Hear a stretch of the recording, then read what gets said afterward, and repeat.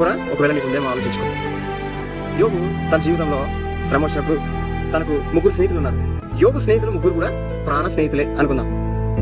యోబు కలిగిన దుఃఖాన్ని వాళ్ళు సహించలేక యోబు దగ్గరికి వచ్చి ఆ యోబు కలిగినటువంటి ఆ యొక్క దుఃఖంలో, బాధలో, వేదనలో, ఆ యొక్క శ్రమలో వీళ్ళు కూడా పాలు పంచుకుంటూ తను శ్రమ పడిన కాలమంతా కూడా తనతో పాటు కలిసి ఏడుస్తూ దుఃఖపడుతూ ఉన్నారే అనుకుందాం మనం.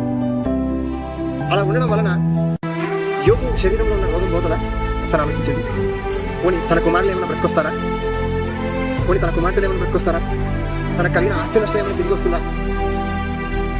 తనకి ఎంతో ఎంతో ఎంతో తీరని నష్టం జరిగింది. వీళ్ళంతా కూడా మంచి వాళ్ళే, 3 చెడ్డోళ్ళేం కాదు, మంచి వాళ్ళే అనుకుందాం. ఆయన కన్నీళ్ళు పెడతాం, ఆయన దుఃఖంలో బాధపడుతున్నారు, ఆయనతో పాటు రోధిస్తున్నారు, ఆయన సపోర్ట్ చేస్తున్నారు, యోగు గురించి మంచిగానే చెప్తున్నారు, అన్ని పంచుకుంటున్నారు, తనతో పాటు బాధ శ్రమను కూడా పడుతున్నారు. అలా పడడం వలన యోగుకి ఏమన్నా లాభం వస్తుందా? ఒకసారి ఆలోచించండి.